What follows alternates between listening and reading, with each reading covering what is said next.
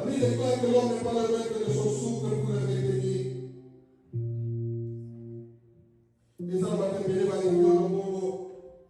Et ça va te payer dans la société. Parce que tu dis tout comme ça va dans on est dans la voie patron. Parce qu'on va pouvoir. Parce qu'on va garder du corps. Mais va pouvoir. Pour la volonté de paiement. Et ça dépend de la consulter. Et ça dépend de la pouvoir aux à la côté. Et ça dépend de la curiosité. Et ça dépend de la force sociale de l'autre. Mais ça dépend de la curiosité de l'autre.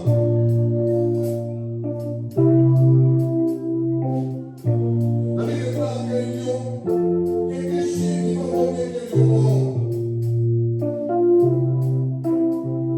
Ce qui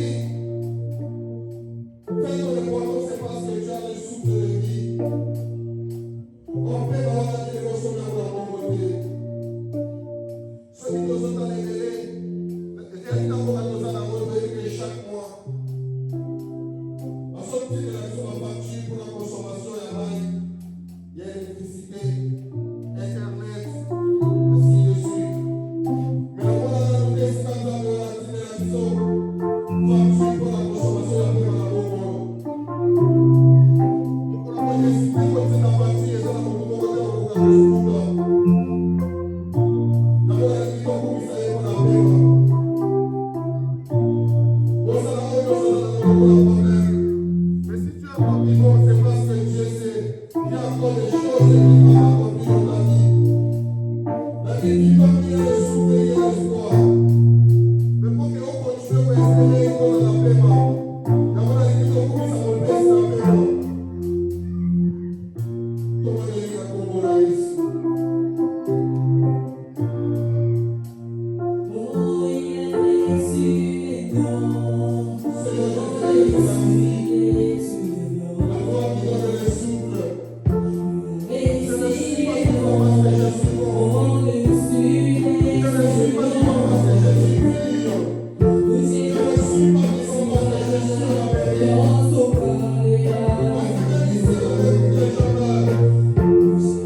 Yes.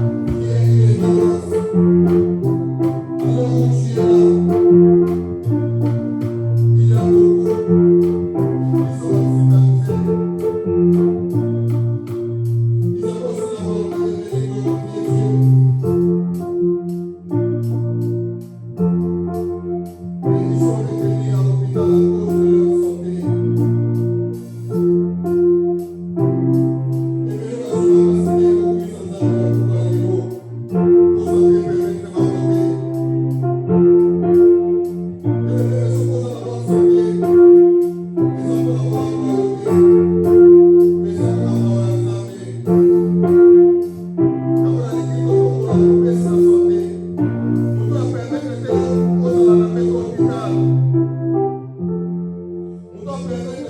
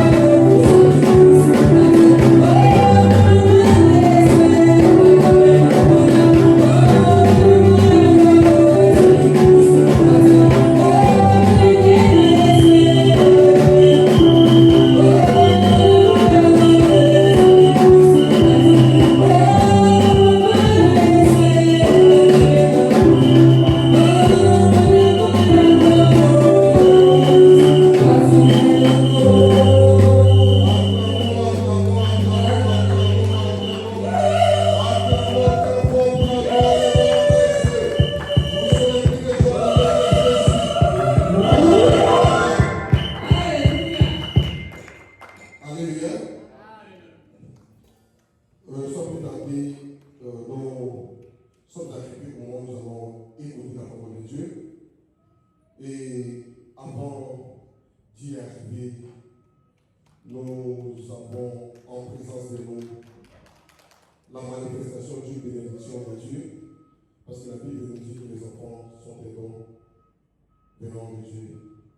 Alors nous avons notre bébé qui est venu pour la première fois rendre grâce à Dieu. C'est pourquoi nous allons inviter la maman de pouvoir s'approcher ici avec notre bébé afin que nous puissions le recommander entre mains de l'Éternel. Oui, je t'aime de l'amour du Seigneur. Oui, je t'aime de l'amour du Seigneur. Car je vois en toi la gloire de mon roi. Oui, je t'aime de l'amour du Seigneur. Oui, je t'aime de l'amour du Seigneur. Oui, je t'aime de l'amour du Seigneur. Au nom de Jésus. Père, je prie pour l'instrument que tu as choisi. Je sais une chose, Seigneur Jésus. Tu as dit à tes disciples, ne vous inquiétez pas pour ce dont vous aurez à dire, car ce que vous aurez à dire vous sera communiqué par mon Père. Qu'il en soit ainsi pour ton serviteur ce soir au nom de Jésus. Et je prends l'autorité sur tout esprit qui ne glorifie pas ta Seigneurie. Je le chasse de ce lieu au nom de Jésus. Je ramène toute pensée captive à l'obéissance de ta parole au nom de Jésus. Seigneur, dispose ton cœur à pouvoir non pas seulement écouter, mais aussi à mettre surtout en pratique cette parole que nous avons recevoir dans le nom puissant et glorieux de Jésus. Nous avons ainsi prié et nous disons Amen. Amen. Alors que nous appelons notre Papa au nom de Dieu, parce qu'il dit pour nous parler de la part de l'Éternel. À son approche, nous allons acclamer très fort pour la gloire de notre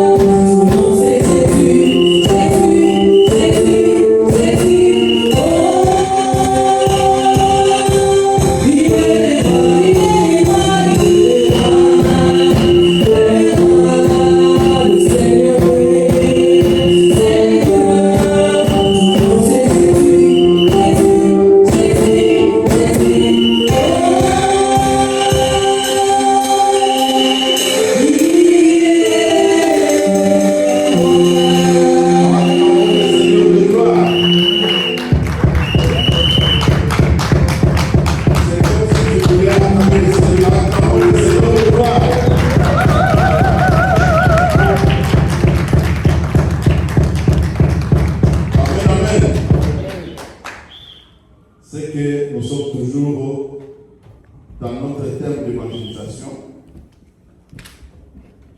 Je crois que on ne nous parle pas de l'évangélisation pour que nous puissions garder. On nous parle de l'évangélisation pour que nous puissions pratiquer, nous puissions faire ce qu'on nous demande. Amen. Aujourd'hui, on va plus parler du pouvoir. Celui qui accepte de pouvoir partir, le Seigneur lui donne le pouvoir. Le pouvoir de faire ce que lui faisait. Amen. Nous sommes à Matthieu 28.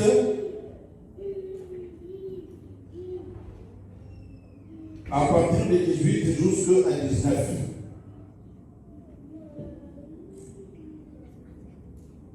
Aujourd'hui, on va parler du pouvoir, le pouvoir de Dieu.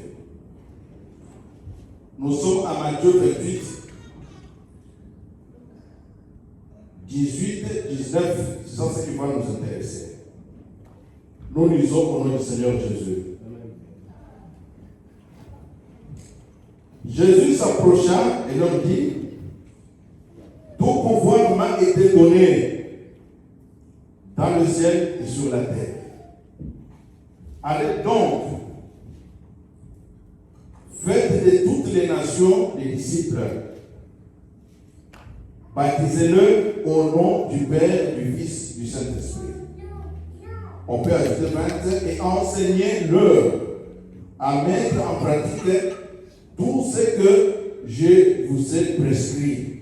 Et moi, je suis avec vous tous les jours jusqu'à la fin du monde. Et Dieu bénisse sa parole. Amen.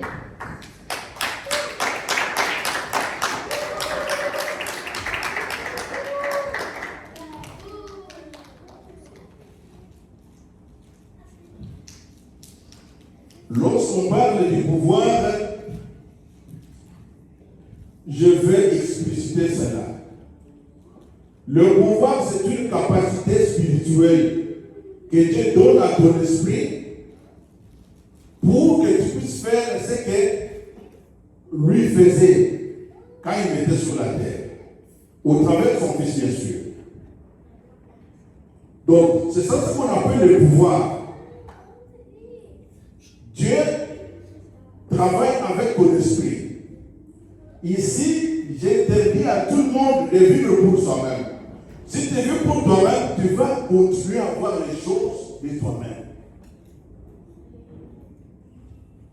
Le Seigneur a appelé les 12, ceux qui étaient disposés pour vivre pour lui. Il les a donné le pouvoir. Il les a donné la capacité. Il a donné cette capacité à leur esprit. Donc, c'est-à-dire quand le Seigneur envoie, il donne le pouvoir. Vous êtes avec lui. Paul dit que nous travaillons avec lui. Quand le Seigneur vous envoie, il part avec vous. Il est où? Il est dans votre esprit. Donc, tu ne pars pas seul. Il y a quelqu'un qui t'envoie. Physiquement, il reste, mais spirituellement, il est avec vous. Par son esprit, par le Saint-Esprit, il est avec vous. Et Paul dit que nous sommes ouvriers avec Dieu. 1 Corinthiens 3, 9. La Bible dit que nous sommes ouvriers avec Dieu. Dans ce passage-là, c'est-à-dire le Seigneur travaille avec tes mains. Parce que tes mains ont été rachetées pour Dieu. 1 Corinthiens 6, 19. Tes mains, il nous a rachetés pour Dieu. Il a racheté tes mains. Il a racheté ta bouche. Ta bouche est devenue pour le Saint-Esprit, pas pour toi. Le pied qui était tes pieds sont devenus le pied du Saint-Esprit. Le corps qui était pour toi, c'est devenu le corps du Saint. Ne savez-vous pas que votre corps, ne savez-vous pas que vos mains, ne savez-vous pas que votre bouche, la Bible dit des choses comme ça. Il y a des gens qui ne savent pas. Quand tu dis que moi je dois insulter, ça veut dire que tu annules le travail que le Seigneur a fait pour toi. Parce que tu dis que la bouche m'appartient. Quand tu dis que la bouche appartient au Saint-Esprit, c'est que tu considères ce que le Seigneur a fait. Il t'a racheté. Il a racheté cette bouche pour lui. Amen. Ce verset dit ceci, 1 Corinthiens 3, 9. La Bible dit quoi? Nous sommes ouvriers avec Dieu. Mais tu n'es pas seul. Quand tu vas à Marc 16, 20, les disciples disent que le Seigneur était avec eux. Le Seigneur était avec eux. Je veux que tu puisses lire, peut-être que je demande. Je veux que tu puisses lire. Je veux que tu puisses vérifier cela dans la Bible. Que tu puisses regarder le pasteur ici c'est écrit comme ça. Il faut que tu puisses lire. Amen. Il y a une chanson qu'on dit que non, jamais tout seul. Donc, je ne suis pas seul. Quand je parle pour le Seigneur, il est avec moi. Il est avec nous-mêmes. Quand Dieu marchait avec David, dans le psaume 144, versets 1 et 2, la Bible dit qu'il exerce mes mains au combat. Qui? Dieu. Il exerce mes mains au combat et mes doigts à la bataille. Mais tes mains, quand tu touches le malade, qui a touché? Ah. Tu vois, il y a un problème. Qu'est-ce qui est écrit dans votre Bible, papa? Marc 16, verset 20. Oui, oui. Et ils s'en allaient prêcher partout. Oui. Le Seigneur travaillait avec eux. Le Seigneur travaillait Avec eux et confirmait la parole par le miracle qui l'accompagnait. Donc, celui qui accomplit le miracle, ce ne sont pas eux, c'est le Seigneur.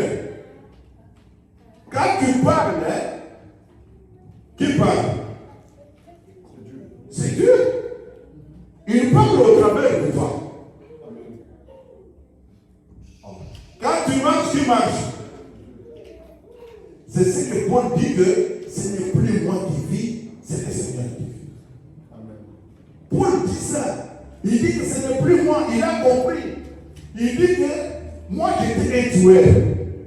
Mais il y a quelqu'un en moi qui tourne maintenant la vie. J'ai compris que ce n'est plus moi qui vis. Moi, normalement, j'étais un persécuteur. J'étais un tueur. Mais celui qui est en moi, il est plus fort que moi. Donc, il m'a rendu faible. Il m'a rendu incapable. Maintenant, lui, il vit. Il agit, il fait tout. Amen. Ici, le pouvoir, peut-être toi tu penses, je ne sais pas comment tu penses, comment tu vois le pouvoir. Le pouvoir, c'est que c'est une capacité que Jésus, le Seigneur, donne à l'homme qui accepte de pouvoir partir. Amen. La garantie qui fait que tu puisses partir, c'est ce pouvoir. Quand tu sais que j'ai un pouvoir, il dit que tout pouvoir m'a été donné. J'aime bien ce verset-là. Il dit que tout pouvoir, au ciel, on lui a donné le pouvoir. Écoutez, Dieu n'a pas donné ce pouvoir aux anges. Les anges dépendent de Jésus.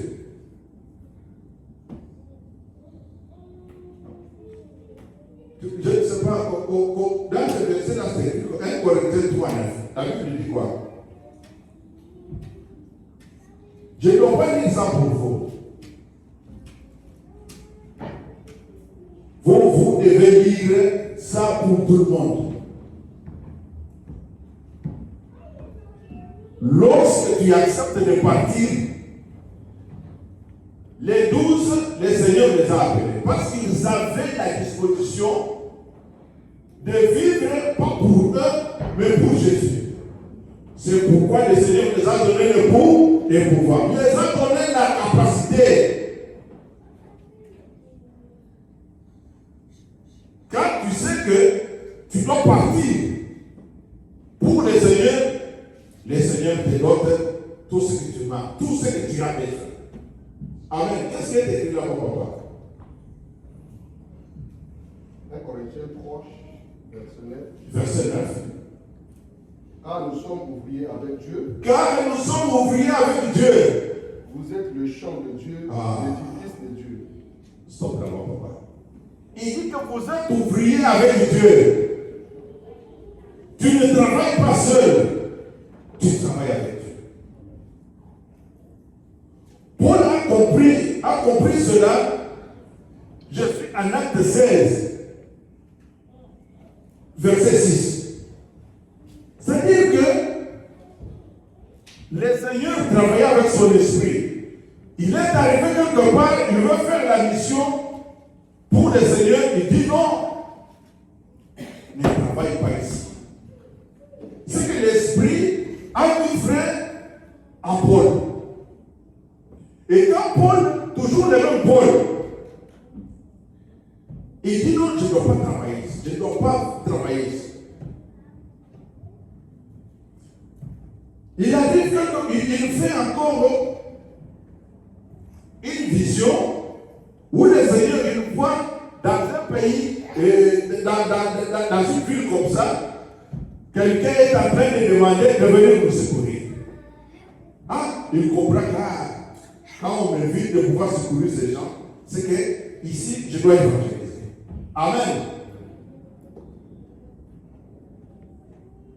Jésus a dit, je suis en Jean 5. Jésus a dit, mon Père agit. Jean 5, 17. Il dit, mon Père agit et moi aussi j'agis. Donc mon Père agit jusqu'aujourd'hui. Et quand le Seigneur est avec vous, vous devez agir. N'ayez pas peur. Il est avec vous. Amen. Il y a des gens qui ont peur parce que non. Écoutez, le Seigneur travaille avec notre. Il te montre d'abord dans ton esprit ce que tu dois faire. Faites attention avec le langage que Dieu utilise. Il peut te montrer dans le songe. Ah, tu comprends que non? J'ai vu, je parlais à beaucoup de gens. Ah, c'est-à-dire ce jour-là, il y aura des gens qui tous vont parler. Tu parlais de Christ. Amen. Tu vois, ce n'est pas ton travail, c'est le travail du Seigneur. Tout ce qu'il a fait, il t'envoie, mais il te donne des capacités. Il ne veut pas te laisser comme ça. Il n'a pas laissé au pied là, il ne les a pas laissés. Pierre avait sa femme. Pierre avait des enfants, mais on ne parle pas des enfants là dans la Bible. Tu comprends cela? Quand Pierre pose la question, il dit, nous avons tout laissé. Le tout là, c'est quoi? Il a laissé le travail, il a laissé la femme, il dit que non, tu nous as appelés. Bien sûr, tu veux nous envoyer. Mais nous allons gagner. Il a posé la question. Et le Seigneur a répondu à cette question. C'est qu'il avait laissé les jeunes. Il avait une fille. Quand tu vis pour toi-même, tu vas fermer les yeux, tu vas voir le loin. Mais quand tu acceptes de vivre pour le Seigneur, c'est un grand pas. Le Seigneur ne va pas te laisser seul.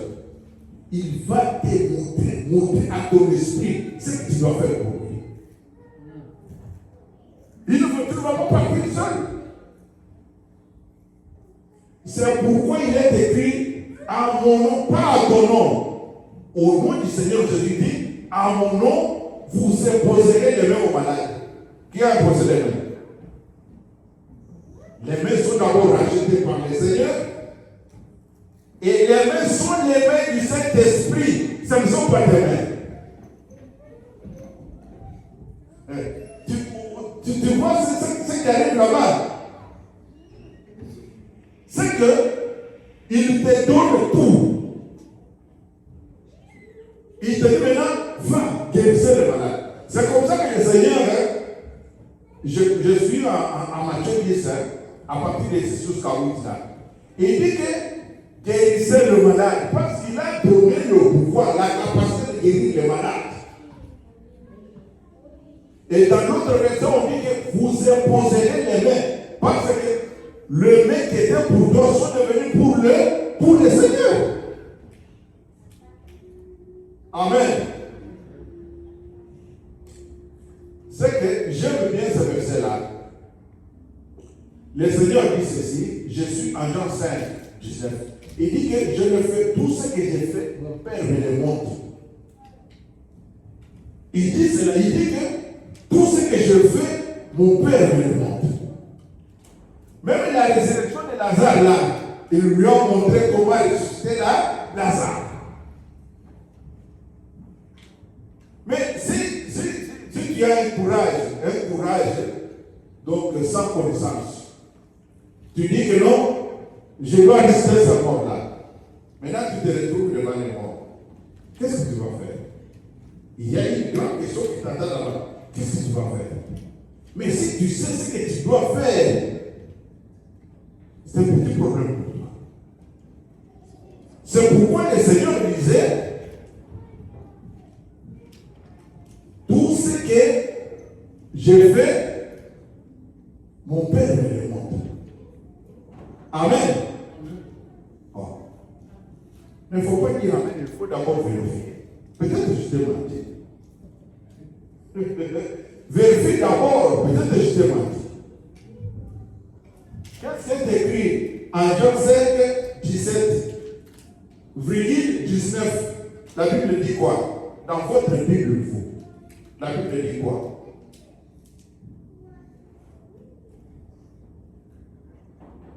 Il faut avoir la Bible, hein? Même dans les téléphones, il faut avoir la Bible. Quand vous manquez la Bible, vous allez comment? Tu sais que quelqu'un qui a le téléphone et n'a pas de Bible, il n'est pas chrétien. Un bon chrétien, la Bible c'est comme l'âme. Un bon chrétien doit avoir son âme comme militaire. C'est un bon militaire, il a son âme. Un bon chrétien doit avoir sa Bible. Amen. La Bible dit quoi? Jean 5, 17, virgule 19, jusqu'à 20. La Bible dit quoi? Jean 5, 17, jusqu'à 20, Mais Jésus leur répondit. Jésus leur répondit. Mon Père agit jusqu'à présent. Ah, mon Père agit jusqu'à présent. Moi aussi j'agis. Moi aussi j'agis. Les Juifs cherchaient encore plus à le faire mourir. Non seulement parce, Cette phrase-là n'a pas plu aux Juifs. non seulement parce qu'il violait le sabbat, mais parce qu'il appelait Dieu son propre Père, se faisant lui-même égal à Dieu. Jésus reprit donc parole et leur dit, en vérité, je vous le dis, le Fils ne peut rien faire de lui-même, il ne fait que ce qu'il voit faire au Père. Et tout ce que le Père fait, le Fils aussi le fait pareillement. Voilà. Verset 20. Uh-huh. Car le Père aime le Fils et lui montre tout ce qu'il fait. Oh. Le Père aime le Fils et il le montre. Tu vois un peu, ça en tout cas c'est un verset clair. Et lui montrera des œuvres plus grandes que celle-ci, afin que vous soyez dans l'étonnement. Dites que mon esprit ne sera pas sérieux. Quand quelqu'un a un esprit sérieux, l'esprit ne produit rien. Mais quand on vit pour le Seigneur, il donne la vie à votre esprit. Parce que tu vis, tu acceptes de vivre. Il donne sa vie à lui, à ton esprit. Ton esprit commence à produire les œuvres. C'est ça que ça signifie. Donc quand on refuse de pouvoir faire le travail de Dieu, son esprit est stérile. Quand on sort ici, il faut avoir la décision dans votre cœur. Amen. Je vais te montrer le dernier passage. 1 Roi 17, 13. La Bible dit que la veuve de Sarepta et son fils vivaient pour eux-mêmes. Ils ont dit ceci à Élie. Ton Dieu est vivant. Si je mange moi et mon fils, nous allons. C'est-à-dire devant cette femme-là, l'espérance de cette femme-là, c'est quoi? La femme-là attend la mort. Et lui dit ceci, tu ne vas pas mourir. D'abord moi, et toi après. Il remet cette femme-là dans l'autre. Il dit que non, tu agis mal. D'abord toi, c'est pourquoi il y a la mort. Et il inverse l'autre. Il dit que d'abord moi, et toi après. Dans ta maison, il ne manquera pas de farine. Il ne manquera pas de farine. Et tu connais bien l'histoire. Si tu n'entres pas dans cet ordre-là, la vie ne sera pas en toi, dans ton esprit. Entre dans cet ordre-là, il y aura la vie. Si tu n'entres pas dans cet ordre-là, il n'y aura pas la vie dans ton esprit. Quand tu acceptes de vivre pour le Seigneur, la résurrection du Seigneur entre dans ton esprit et la sanction et la puissance de Dieu entre dans ton esprit. Mais quand tu vis pour toi-même, tu peux dormir pendant les choses comme ça, toi tu dors. Tu vois que toi tu dors. Ça montre que dans ton esprit, il y a un vide. Dans ton esprit, il n'y a pas quelqu'un, il n'y a pas la vie. Ça montre ça. Si tu vis pour le Seigneur, la résurrection de Christ entre dans ton esprit. Il est difficile de dormir. Je vais clôturer en vous racontant l'histoire du ciel. Vous savez, Étienne a parlé, il a parlé, il a parlé, il a parlé, il a parlé. Dieu a ouvert les yeux d'Étienne. Étienne a vu le Seigneur. Ce n'est pas dans une vision. Étienne a vu le Seigneur. Il a vu le ciel ouvert. Il a vu le Seigneur debout à la droite de Dieu. Il a vu Étienne. C'est ce que la Bible dit. Peut-être tu peux lire par terre. Et tu appelles le mentir. Non, je ne vous mens pas. Acte 7, 57 jusqu'à 56. Je ne vous mens pas. J'ai dit la vérité. Et lorsqu'il a vu le Seigneur, Étienne était en train de dire que je vois le Seigneur. Les Juifs, tellement qu'ils avaient déjà la colère, ils ont dit que nous allons tuer cet homme. Étienne a fait la dernière prière, il a dit, Seigneur, prends mon esprit entre tes mains. Est-ce que l'esprit d'Étienne vivait où l'esprit d'Étienne ne vivait pas? L'esprit d'Étienne vivait parce qu'il voyait le Seigneur. Et il a eu cette chose, il a dit non, Seigneur, entre, Seigneur, prends mon esprit. Et les gens sont restés seulement avec les corps. Ils ont tué les corps, ils ont mis le pied sur les corps. Mais lorsque tu acceptes de partir, le Seigneur met sa résurrection, il met sa vie dans ton esprit. Et cette vie-là commence à te montrer les choses devant où tu parles. Il y a des gens, le Seigneur leur donne la capacité de pouvoir guérir l'autre malade. Quand tu regardes les esprits comme ça, tu chasses l'esprit. Quitte cet homme. Ton esprit, tu parles et on ne t'écoute pas. On écoute le Seigneur qui t'a envoyé. On ne t'écoute pas.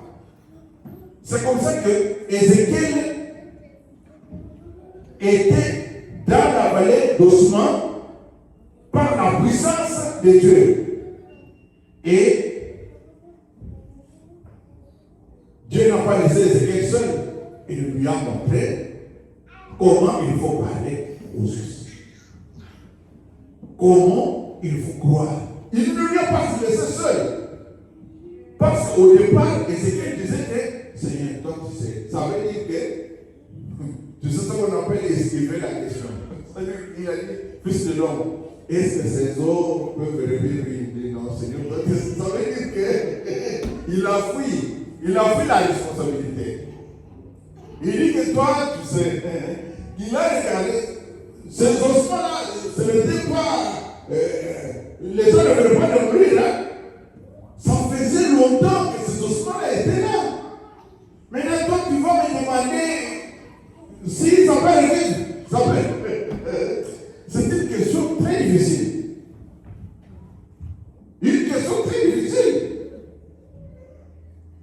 Mais il n'a pas laissé Ézéchiel.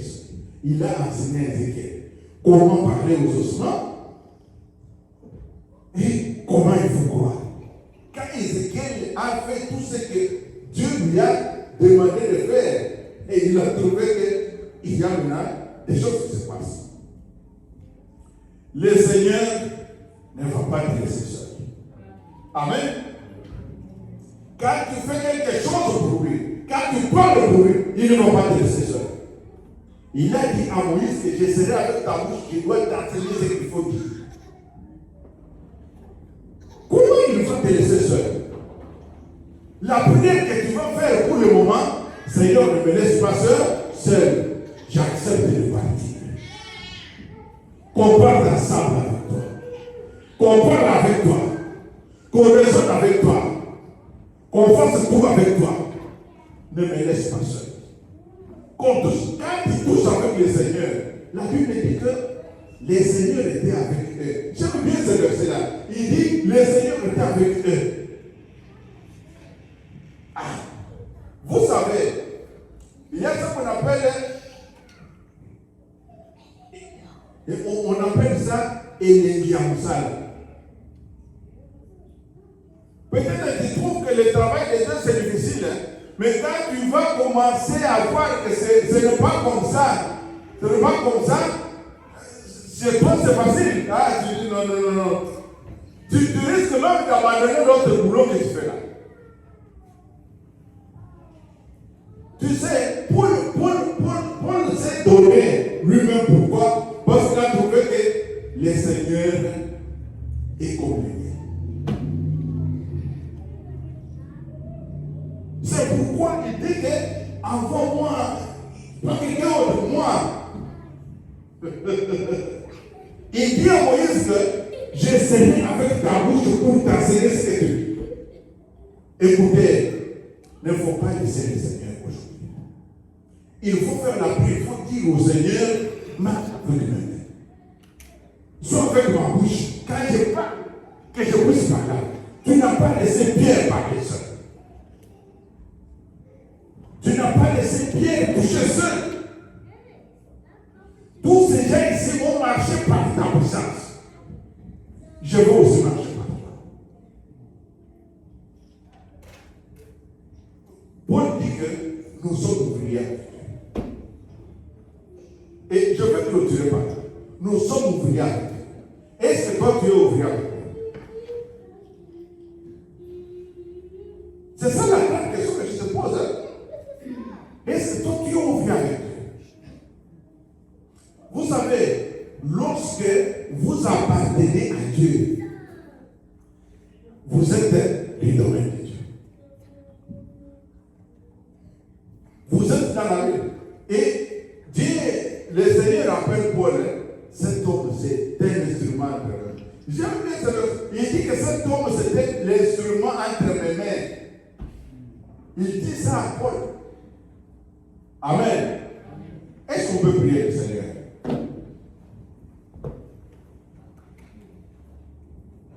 Pendant ce moment ici, il faut dire une chose à Dieu.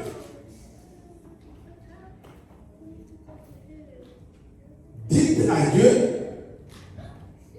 comme tu as marché avec le Seigneur Jésus, marche aussi avec moi. Il dit que comme le Père m'a envoyé, moi aussi je vous envoie. Et la Bible dit qu'il a soufflé sur eux. Demande au Seigneur, mets ton souffle sur moi. Quand je fais quelque chose pour toi, sois avec moi. Quand je parle pour toi, sois avec moi. Montre-moi, ne me laisse pas stérile. Montre-moi ce que je dois faire. Prions le Seigneur.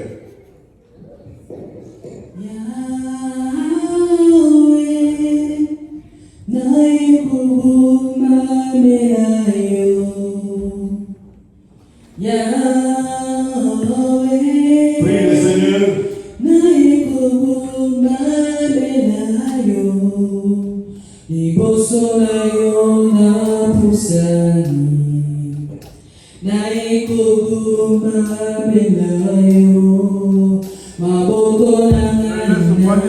Comme ça.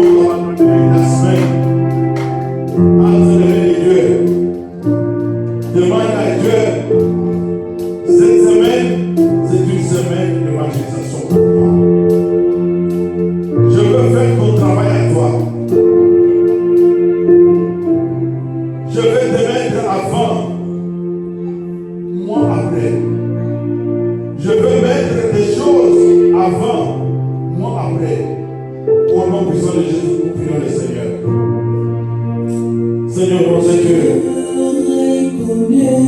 nous voulons que tu sois devant, tu puisses nous diriger. Marche avec nous, Seigneur. Parle avec nous. Fais toujours avec nous. Alléluia. Prie le Seigneur bien-aimé. Que tu paies tout. Oh, que rien ne impossible.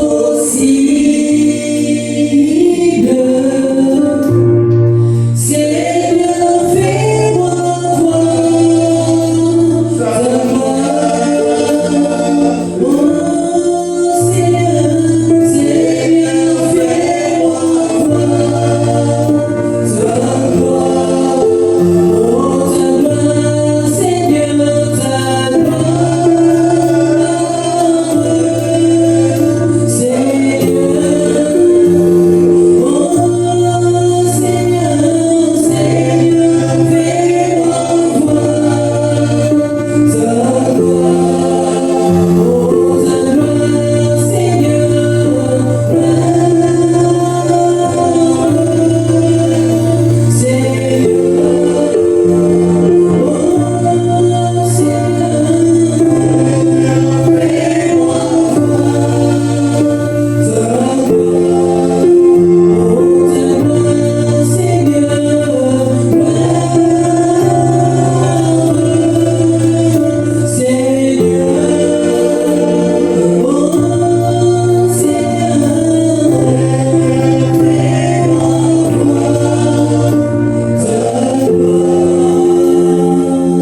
notre Dieu, nous voulons abandonner cette semaine à ta main. Que toute bénédiction que tu as préparée pour chacun de nous puisse être visible au nom puissant de Jésus. Que tout ce que le diable a préparé contre nous puisse être annulé au nom puissant de Jésus-Christ. Dirige nos Seigneur, dirige nos maisons, dans tes bons témoignages. Laisse les gens que tu as préparés pour l'évangélisation. Seigneur, le chef